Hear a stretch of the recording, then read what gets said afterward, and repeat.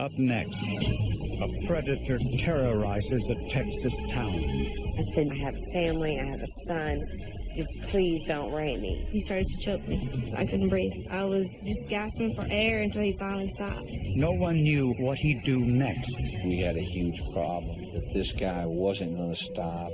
When police find him, the DNA evidence exonerates him. He was smart enough to outwit the investigators. I knew he was just evil. And I never knew that there was evil people on this earth like that.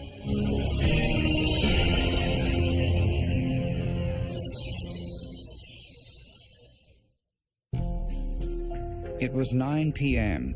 in Texas City, Texas. And 19-year-old Stevie Green was waiting for a friend to drive her home from work. But the friend never showed up. I'm in a ticked-off mood because he left me hanging. Christmas was coming around the corner. I've thought about taking a taxi, but then I was like, no, I want to save the money so we can have a better Christmas.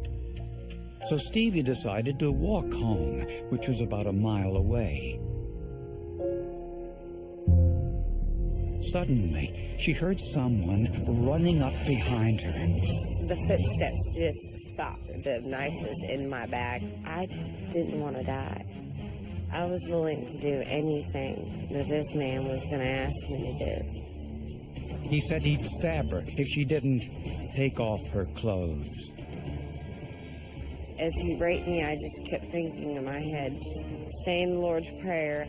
The more I said it, the more angry he got. Afterwards, still holding the knife, he told her to get up.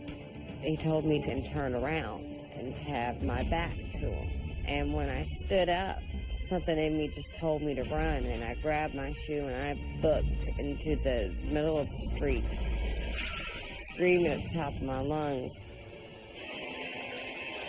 Stevie was traumatized, in shock, but lucky to be alive. It was very difficult for Stevie to look at him and get a good description, other than some general build, general height, and things of that nature.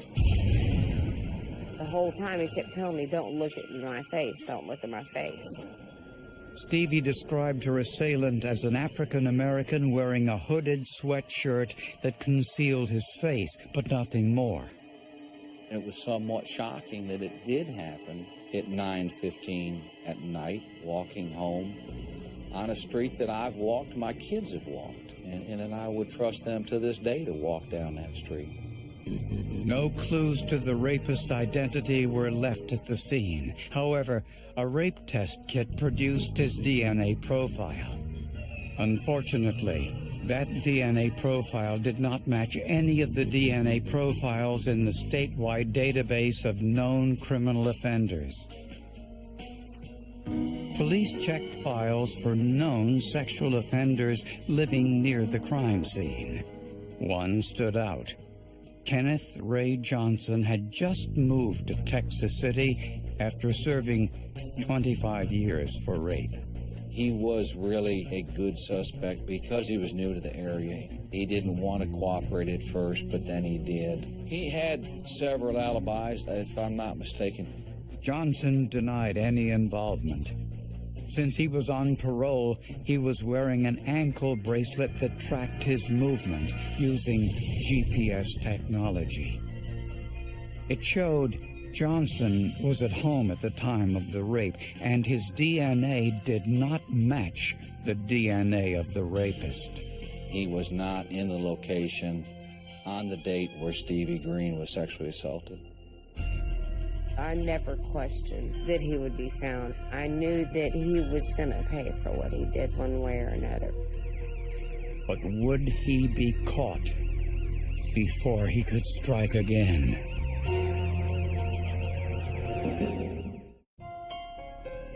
With no one in custody for Stevie Green's rape, investigators feared he would strike again. As the investigation went into the 5th week and we heard nothing more about any suspects being arrested or charged or identified, it became an idea that maybe this was going to be an unsolved crime. Then, 5 weeks later, 15-year-old Vanessa Rocha and her 16-year-old boyfriend were in a secluded area of Goddard Park in downtown Texas City. We went out there on many occasions and never had anything to worry about. A man walked rapidly toward the young couple. We looked up and we saw a man standing there with a devil mask on, with a gun. He told my boyfriend to turn, not to look at him. The man held a gun to Vanessa's boyfriend and ordered her to undress.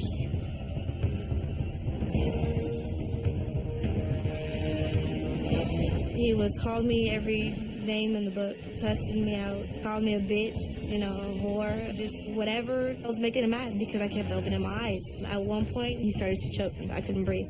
I was just gasping for air until he finally stopped. After the sexual assault, he told Vanessa's boyfriend to remove all of his clothes. I was terrified. I really thought he was going to kill us. I don't even know how to explain it. You can't explain something like that. He demanded the keys to the couple's car, then made his getaway. And he told us not to get up until we heard him start the car. Unfortunately, because of the mask, neither of the teenagers was able to provide a detailed description. He was covered up from head to toe. What caught my attention was his mask that he was wearing. It was the devil. When we're teenagers, we don't think anything's going to happen to us until it happens. The assault was similar to the Stevie Green case, except Vanessa Rocha's case was more brazen. I have never read about or talked to anyone that had worked a case where two people were abducted and totally controlled, stripped down in front of each other with a girl being sexually assaulted. Very seldom do you have an attack take place with a witness present. Attackers in most sexual assaults don't want any other witnesses. A rape test kit collected biological evidence, and the results showed it was the same perpetrator in both cases. The next morning, investigators found the teenager's car just a few blocks from where Vanessa was assaulted. We realized he didn't keep the car long, and at that point we really started focusing in that he did live in that area, and that was his area of comfort where he was acting from, just to give him an easy route to get home, wherever that was. Unfortunately, police found no foreign fingerprints or other trace evidence inside the car. The very next night, two women were walking home from a nightclub around 2 a.m. when they were approached by a masked man brandishing a pistol. They were both abducted at gunpoint. He took them to a secluded area behind the school in like a little cul-de-sac. One suspect taking two into control and totally humiliating one in front of the other. He sexually assaulted one of the women, but not the other. Again, a brutal sexual assault took place, very brazen, very cocky in the presence of the witness who was there. Again, a very angry, a very demeaning, a very control freak type of activity that took place. Both women described a young black male. All they could see was his eyes and mouth. But they noticed something distinctive. The assailant had a gold front tooth. Police finally had something besides his DNA profile that might identify him. In the oil refinery town of Texas City, Texas, 3 rapes within 5 weeks of each other had some striking similarities. The rapist used masks or clothing to cover his face. It appeared he didn't know any of his victims before he attacked them. His rapes all happened within a radius of 2 miles. And most alarming, the crime showed an unmistakable arrogance. It indicates a very strong-willed, angry, cocky, arrogant individual who wants to play games with the police, thinks he's better than the system and can beat the system. And it's a game for him. A DNA test was conducted on rape kits from every similar crime. I was able to look at these 3 cases and say, yes, this was the same person that was in the sperm fraction of all these extractions.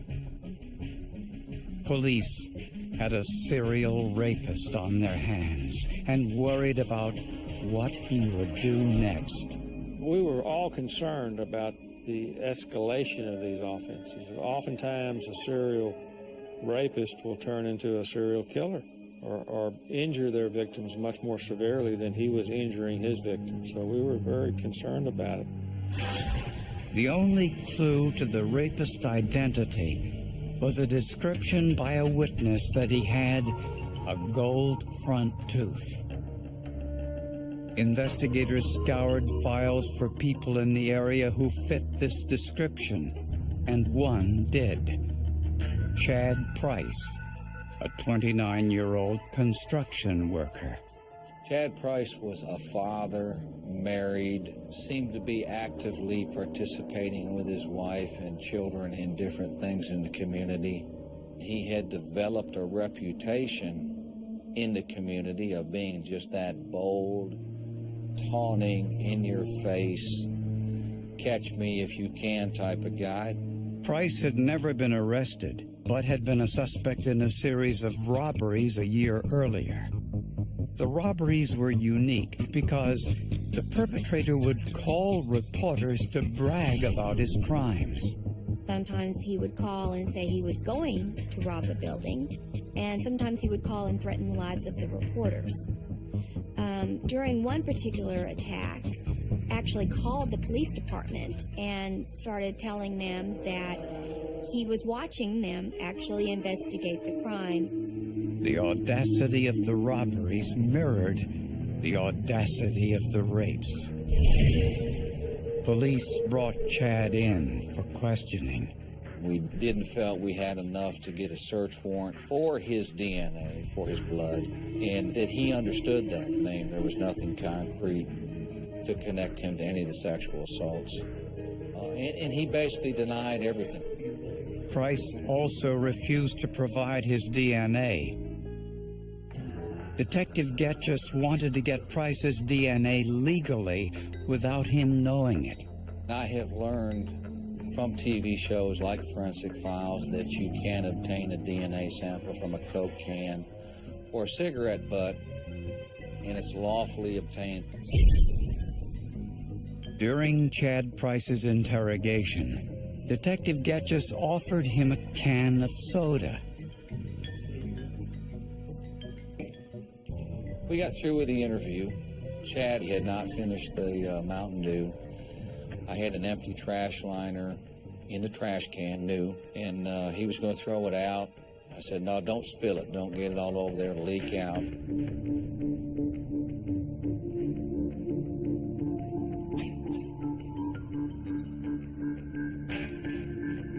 Investigators knew they had to drain the soda by making a hole in the bottom of the can. That's probably the best thing to do, is to go ahead and drain the can so that there's no chance that anything that spills out of that can could possibly affect that DNA that's on the mouth of the can. Then, DNA testing could begin.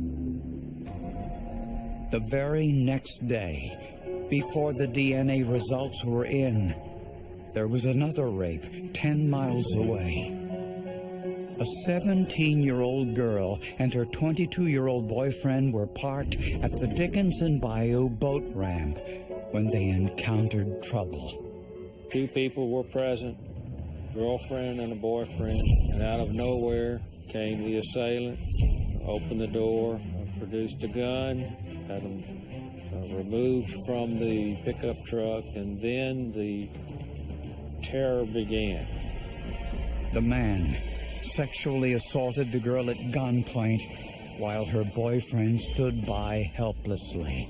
He picked the perfect people, just a couple of young kids out there making out in a desolate area. Investigators were convinced this was the work of Chad Price. At the DNA lab, Christy Wimsat swabbed the opening of the Mountain Dew can with a sterile swab. I'm looking for a transfer of saliva or skin cells from the mouth onto the opening of the can. A DNA profile was produced, and it matched the DNA from all of the rape cases.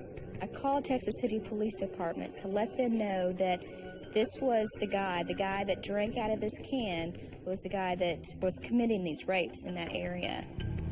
On September 12, 2000, Chad Price was arrested and charged with the crimes.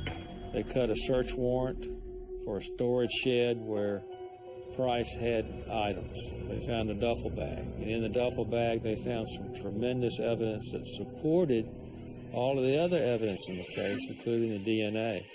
Everything from the ski mask to the Halloween mask of the devil to a gun. When I learned that the DNA test came back that it was him, I was excited.